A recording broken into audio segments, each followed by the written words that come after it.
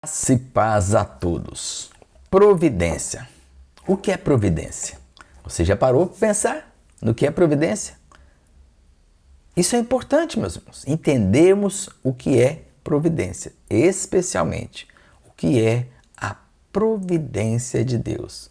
Eu digo isso porque muitas vezes nós temos uma ideia equivocada em relação à providência. Pensamos como providência quando nós estamos carentes, por exemplo, do pão, e Deus providencia o pão. Quando estamos carentes de amigos, e Ele providencia amigos. Quando estamos carentes de ajuda de qualquer natureza, e Deus providencia aquilo que nós necessitamos. É verdade. Essas coisas fazem parte da providência de Deus. Mas quando nós estudamos as Escrituras, nós vamos entender que a providência vai muito além dessas coisas. Vai muito além de benefícios no momento de carência ou de escassez. Você já pensou, por exemplo, que a tristeza, a tribulação, a angústia, a fraqueza ou as fraquezas, as tribulações, elas podem e fazem parte da providência de Deus? Sim. Porque se nós pensarmos como sendo providência aquilo que Deus nos dá, que é necessário para nós, nós vamos entender que então tudo que Deus nos dá, de fato, nós necessitamos. O problema é que às vezes acreditamos que somente necessitamos de pão, de amigos, de ajuda, de socorro, quando nós necessitamos muito mais do que isso. De fato, a providência de Deus é tudo aquilo que Deus faz em nosso benefício e que é importante para as nossas vidas, inclusive para a nossa edificação, crescimento espiritual e santificação. Portanto, nós temos que ter uma visão mais ampla da providência de Deus. Que isso é importante porque às vezes nos momentos de dor, de sofrimento, de angústia, até de perseguição, nós não venhamos nos tornar murmuradores, mas entender que aquilo faz parte da providência de Deus. E um grande exemplo é o apóstolo Paulo.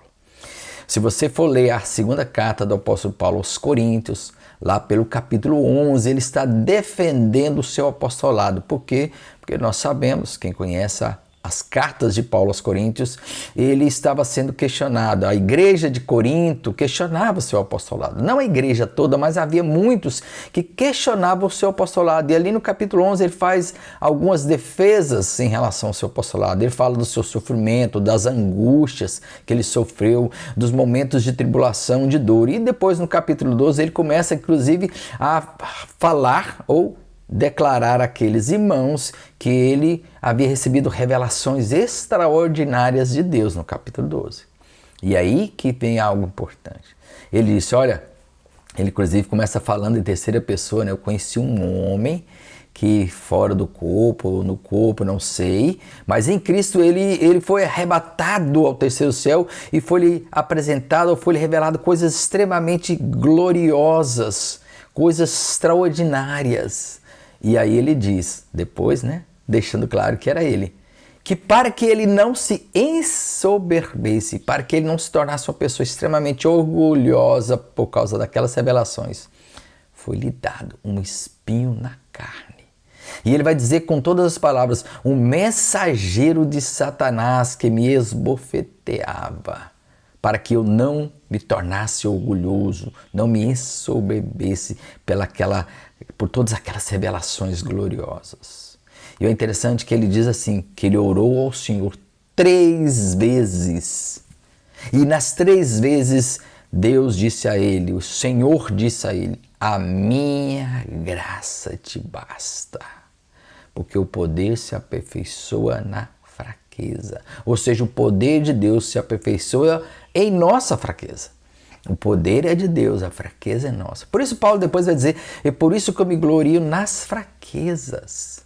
Perceba que quando muitas vezes passamos por provações, lutas, às vezes nós já achamos assim que é falta de fé ou fraqueza na fé. Não. Nós temos que olhar para a vida de Paulo, ele está dizendo exatamente isso. que foi um momento de sofrimento para ele. E ele diz claramente que era um mensageiro de Satanás. Só que ele sabia que esse mensageiro de Satanás estava a serviço do Senhor. Por isso que ele disse, ó, que pediu ao Senhor que retirasse dele esse sofrimento. E ele entende que esse sofrimento, esse mensageiro de Satanás, que trazia sofrimento a ele, talvez uma enfermidade, é provável que seja uma enfermidade, na verdade tinha um objetivo de torná-lo um verdadeiro cristão mais humilde, alguém que não se orgulhasse, um apóstolo que fosse humilde. Ele era um homem de Deus, chamado por Deus, mas precisava ainda ser trabalhado. Imagina o apóstolo Paulo, imagina eu e você. Nós precisamos ser trabalhados por Deus. Você se lembra de Jó? Jó passou também por momentos duros. E o que foi que Jó chegou à conclusão ao final de tudo? Depois que ele entendeu a grandeza, a soberania, o poder de Deus, ele disse, eu te conhecia só de ouvir falar, mas agora os meus olhos te veem. Ou seja, o sofrimento faz parte da providência de Deus, porque Deus precisa nos moldar, trabalhar, nos santificar, nos preparar cada vez mais. Então, entenda isso. A providência de Deus, ela é muito mais do que apenas Deus prover alimento ou coisas boas às nossas vidas. Às vezes, até a dor, o sofrimento faz parte da providência de Deus. É a providência, o trabalhar de Deus em nossas vidas. Inclusive, Deus muitas vezes, para que os seus eleitos cheguem ao conhecimento da verdade, Ele faz com que você venha pela dor. Conhece aquele ditado, né? Se não vem pelo amor, vem pela dor. Pois é, faz sentido. Muitas vezes é pela dor que Deus traz alguém para perto de si. Que Deus te abençoe. E que você tenha um dia cheio da graça de Deus e cheio da providência de Deus em sua vida. Amém.